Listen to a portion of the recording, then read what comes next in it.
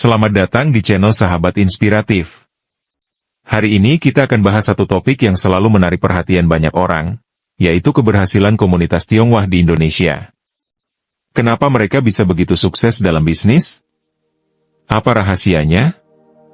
Dan apa yang bisa kita pelajari dari mereka?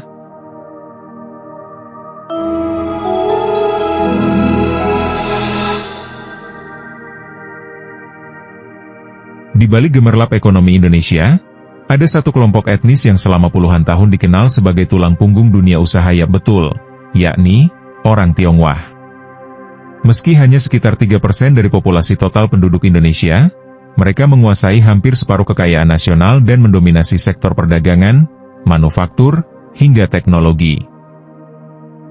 Orang Tionghoa sudah hadir di Nusantara sejak abad ke-15 sebagai pedagang. Awalnya sebagai pedagang, mereka membawa keahlian dagang dan budaya kerja keras yang sangat unik.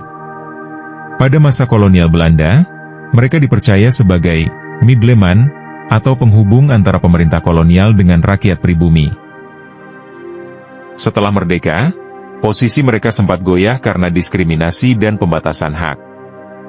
Namun justru disitulah mentalitas bertahan hidup mereka muncul, dan menjadi salah satu kunci kesuksesan mereka hari ini. Apa yang membedakan mereka? Jawabannya ada pada budaya dan nilai hidup yang turun-temurun. Di banyak keluarga Tionghoa, nilai kerja keras, hemat, disiplin, dan pentingnya pendidikan diajarkan sejak kecil. Mereka percaya bahwa uang bukan tujuan utama, tapi alat untuk mencapai kemandirian dan keamanan finansial. Filosofi, cari uang untuk tabungan, bukan untuk konsumsi, masih kuat hingga saat ini. Selain itu, kepercayaan akan Feng Shui, angka keberuntungan, dan semangat keluarga besar juga memainkan peran besar dalam cara mereka menjalankan bisnis dan hidup.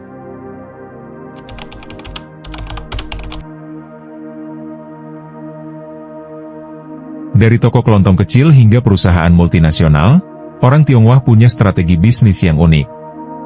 Salah satunya adalah fokus pada skala kecil namun cepat dan efisien. Mereka tidak ragu memulai dari bawah, bahkan dari usaha warung kelontong. Yang menarik, mereka sering menggunakan sistem kekeluargaan dalam bisnis. Misalnya, saudara sepupu atau keponakan dipekerjakan di bagian tertentu, sehingga biaya operasional bisa ditekan dan kontrol tetap ketat. Selain itu, mereka sangat piawai dalam membangun jaringan, baik melalui perkumpulan seperti Paguyuban Tionghoa, maupun jejaring bisnis lintas negara. Mereka memanfaatkan hubungan untuk saling mendukung pertumbuhan. Jika dulu mereka sukses lewat grosir, restoran, dan tekstil, kini mereka tak ketinggalan zaman. Anak-anak generasi baru mulai masuk ke bidang teknologi, startup, e-commerce, dan fintech. Contohnya adalah William Tanuwijaya, CEO Tokopedia, yang memulai dari keluarga biasa di Palembang. Atau Kevin Osmond Lim, founder Bukalapak. Mereka adalah wajah baru pengusaha Tionghoa yang beradaptasi dengan perubahan zaman. Meski sukses secara ekonomi, orang Tionghoa di Indonesia tidak luput dari stereotip dan prasangka.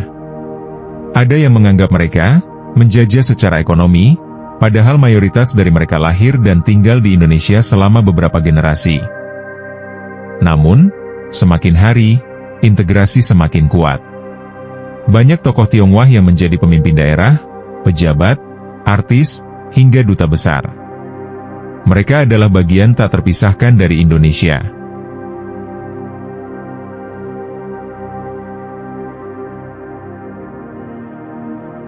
Mari kita lihat beberapa contoh tokoh Tionghoa yang berhasil menjadi pengusaha besar di Indonesia. Eka Cipta Wijaya, pendiri Salim Group, memulai hidupnya dari pedagang mie keliling di Makassar. Sekarang grup usahanya mencakup Indomie, Bogasari, hingga Bank Danamon. Lalu ada Liem Sio Leong, yang mendirikan First Resources dan kemudian menjadi salah satu konglomerat pangan terbesar di Asia Tenggara. Dan tak kalah inspiratif, Susi Melina, founder dari L'Oreal Indonesia, yang membuktikan bahwa wanita Tionghoa juga bisa sukses di dunia korporasi internasional. Apa sebenarnya faktor-faktor yang membuat orang Tionghoa begitu sukses? Pertama, budaya kerja keras dan disiplin. Dari kecil, Anak-anak diajarkan untuk fokus pada tujuan, belajar disiplin, dan tidak mudah menyerah. Kedua, nilai pendidikan tinggi. Banyak keluarga Tionghoa sangat menekankan pentingnya pendidikan sebagai jalan untuk maju. Ketiga, jaringan keluarga dan komunitas. Mereka sering saling bantu dalam bisnis, baik melalui modal, relasi, atau kolaborasi. Keempat, pandai mengelola uang ke investasi.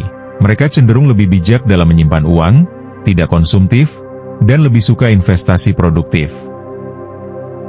Dari kisah-kisah ini, kita bisa ambil beberapa pelajaran penting. Jangan takut mulai dari bawah, banyak pebisnis Tionghoa dulunya hanya penjual keliling atau pegawai biasa.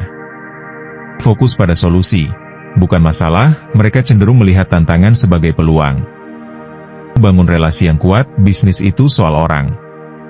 Siapa kenal siapa, siapa percaya sama siapa, itu penting.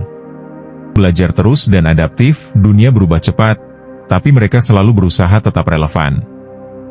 Sukses orang Tionghoa bukanlah soal kebetulan. Ini adalah hasil dari budaya kerja keras, nilai keluarga, adaptasi, dan semangat berbisnis yang terus diasah dari generasi ke generasi. Bagi kita semua, pelajaran terbesarnya adalah, tidak ada jalan pintas menuju kesuksesan. Yang ada hanyalah konsistensi, pantang menyerah, dan mau belajar dari siapa saja, termasuk dari komunitas yang telah membuktikan kekuatan ekonomi mereka selama berabad-abad. Jika kamu menyukai video ini, jangan lupa klik tombol like, share ke teman-temanmu, dan subscribe agar tidak ketinggalan video edukasi berikutnya. Sampai jumpa di video berikutnya.